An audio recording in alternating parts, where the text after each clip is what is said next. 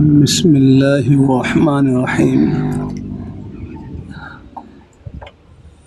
آیت المجالس میں اللہ ایک جملہ کہلوا رہے ہیں، خدا وہ ہے جو کہے وہ کر کے دکھلائے۔ سبحان اللہ۔ ایک مرتبہ آپ بھی اپنی زبان سے کہہ لو کہ خدا وہ ہے جو کہے وہ کر کے دکھلائے۔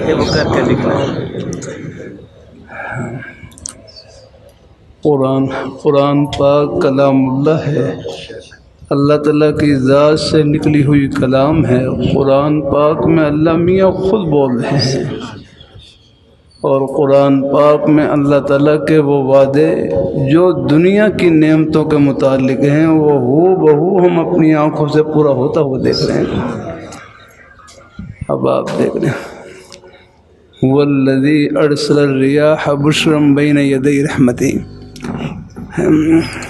اللہ پاک کی پیاری ذات وہ ہے جو ہواؤں کو بھیجتی ہے اور آپ کے لیے اللہ تعالیٰ کی رحمت کی خوشخبری سناتی ہیں۔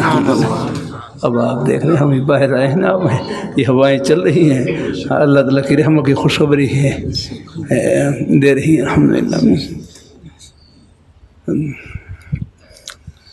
وَأَنزَلَ مِنَ السَّمَاءِ مَاءً، اللہ پاک کی پیاری ذات وہ ہے جس نے آسمان سے پانی نازل کیا ہے۔ ابھی میں آیا ہوں تو پہلے بارش ہو رہی تھی، نہیں ہم بارش ہوئی تھی نا، میں لاہور سے آیا ہوں تبھی یہاں اللہ اپنی لاہور میں تو بارش نہیں رہی، یہاں بارش ہو رہی ہے۔ اللہ تعالیٰ اپنی مہربانی فرمائے۔ خدا وہ ہے جو کہے وہ کر کے دکھلائے۔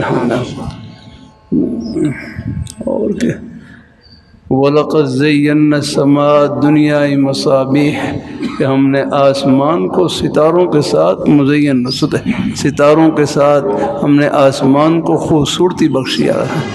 اب آپ دیکھ لیں، بادل نہ ہو تو ہر روز آپ کو آسمان پر ستارے چمکتے ہوئے نظر آئیں گے الحمدللہ۔ تو اللہ تعالیٰ کے وہ وعدے جو دنیا کی نعمتوں کے متعلق ہیں وہ ہو بہو ہم اپنی آنکھوں سے پورا ہوتا ہوا دیکھ رہے ہیں۔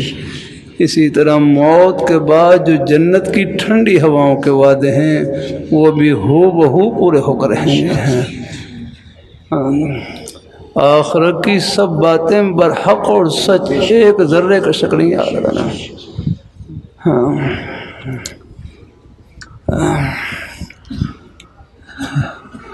یہ بات لوگ کہتے ہیں نا کہ اللہ تعالیٰ کے اس حکم میں حکمت کیا ہے، حکمت کیا ہے، حکمت کیا ہے۔